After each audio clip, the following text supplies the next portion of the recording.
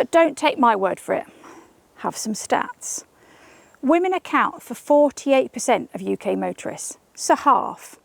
However, according to recent research, women still feel that the car buying process is fundamentally skewed towards men.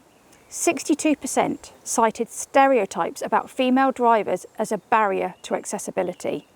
Statements like women can't drive, women can't park, women don't understand cars are still bounded around far too often by men. And yet men are behind the vast majority of motoring collisions and motoring offences.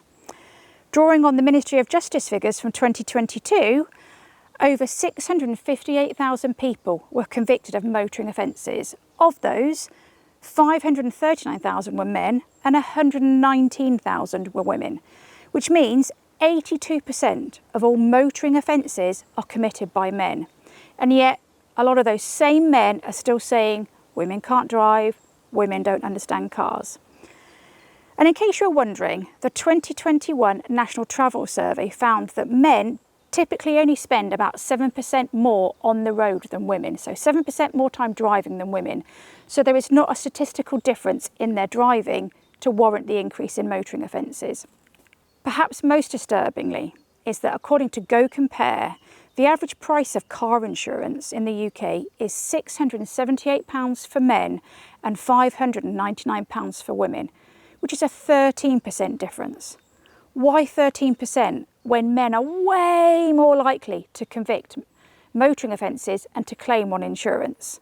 If ever there was a stat that showed how skewed the car industry is towards men, it's that.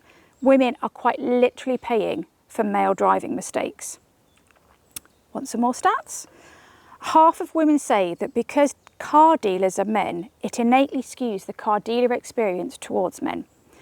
43% of women have felt patronised or talked down to in a dealership, so over half of them claim they would not go to a dealer alone.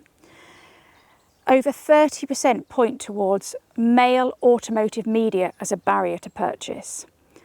Even in the US, women are a powerful force in the car buying market, buying up 62% of all cars and influencing over 80% of all car buying decisions.